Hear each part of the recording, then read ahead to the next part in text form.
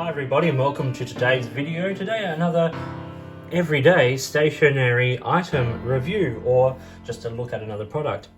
Spirax is a brand we all know and love for their sort of affordable everyday notebooks, lecture pads, all of those sorts of things. And what they have here is the Platinum Edition Journal. It's 210 by 120 millimeters, so that's roughly A5 in height, but slim, which is a size I adore. There's something about that sort of handheld, traveler's notebook, Greenwood journal, Kunasawa kind of size, just slightly narrower than like a Moleskine, that I really, really like.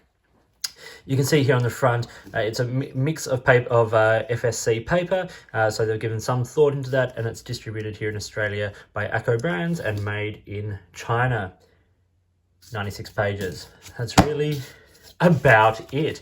It's got this elastic band that goes around the middle. This was purchased from my local supermarket. I saw it and went, I like Spirax for what they are. Let's see what this can do. Now, I'm not holding out huge hope for this in terms of fountain pen use, but let's have a look at it anyway.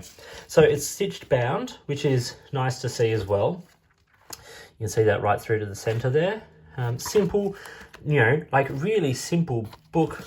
Sort of a leatherette cover, the branding embossed in the front there, nothing on the back, and this elastic band which goes into behind the expandable pocket on the back there, which, as I said, secures it, which nice little feature.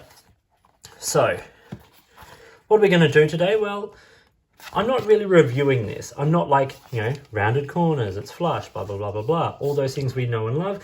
This is really just to test out the paper. Platinum Edition, in my opinion, is more about the cover and everything. Having felt this paper, it's definitely thicker than normal Spirax paper. So they've obviously gone for a sort of a more deluxe sort of version. But in the back here, we are going to do some writing samples with a range of pens. So what I'm going to do is I'm going to start with the basic, a Palomino Blackwing. This is the Blackwing. So I think I've missed a letter in there. Let's just add an I in there.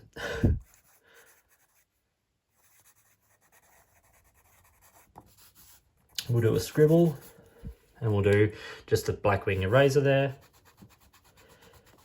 Not overly great.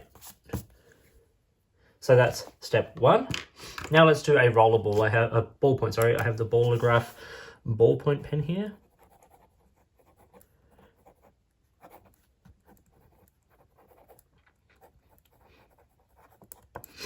That's going to feature later also with another product, Muji gel pen, the brown here.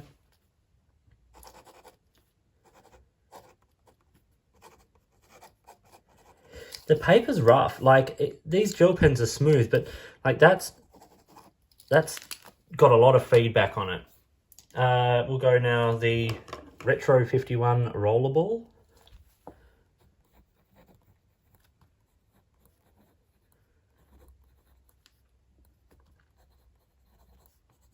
See, that's starting to feel better now. Now a Uniball Signo Broad Rollerball.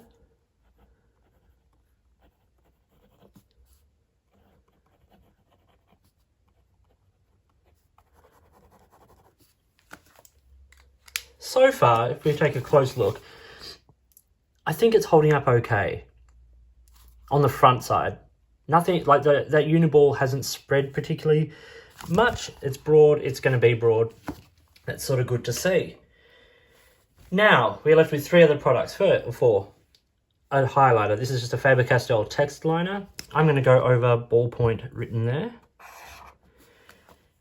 So we don't get spread. It's fairly absorbent paper. You can feel that, but it's rough paper. It's not a coated paper or a particularly smooth paper.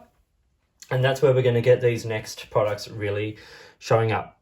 We've got a Pilot Metropolitan fine nibbed fountain pen.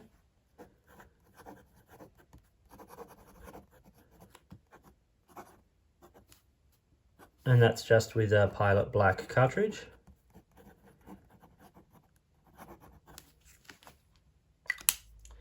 Then I have another fine nib, but it's much more medium. This is the Enso Italia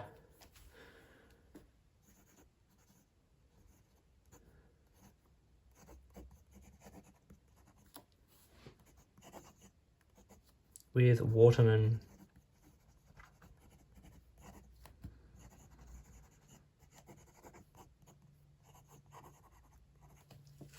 Obviously, I'm not going to push this paper to its limits with big, broad stub nibs or flex pens and, you know, abusive inks and things. This is not designed for that. We know that. We absolutely know that. But it's fun to see sort of how they handle some basics. And then, for the love of it, you have a Sharpie.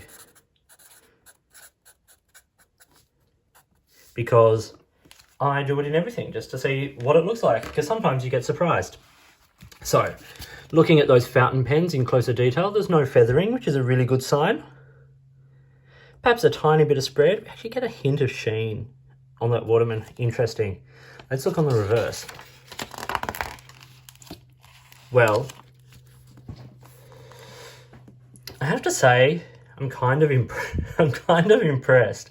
Like, for a notebook that costs a few dollars at your local supermarket, made by Spyrex, you know, a brand that makes student lecture notepads. I put 2 fountain pens down on there and a couple of sort of chunky roller balls and things, and nothing's come through apart from the Sharpie, and even that's not come through as bad as on some other paper. So it's kind of impressive. Like, I'm guessing this is around 90 GSM paper, like roughly. I don't know, I've not looked it up. It may be online somewhere. But as I said, for a notebook that costs, you know, not a terrible amount of money, it's kind of impressive. Like, it performs well on the front, perhaps a tiny bit of spread, but we get a hint of sheen on the Waterman ink there. Nothing comes through on the reverse. It's stitch bound, so it's going to last fairly well. Like, the cover is very flimsy. Like, it's soft. It's a soft cover, but it is also very much like, I don't think it'll take a lot for this to start to sort of fall apart. But I do love this size. I love this format. So interesting. Very, very interesting. Spyrex Platinum Edition Journal. Check it out if it appeals to you. Thank you for watching. I hope you found it interesting. Like and subscribe and all that. Check me out on Instagram or Twitter at @the_offstage_me. Get in touch, drop me comments if you've got products you think I should be looking at, or if there's a way you'd like to support the channel by sponsoring a review or providing an item for review. I would love to hear from you. It's your support that makes this channel possible, and I could not do a third of the reviews I do if it wasn't for the amazing companies and people who have supported this channel. So thank you so much. In the meantime, enjoy your notebooks, enjoy writing, and I'll talk to you soon.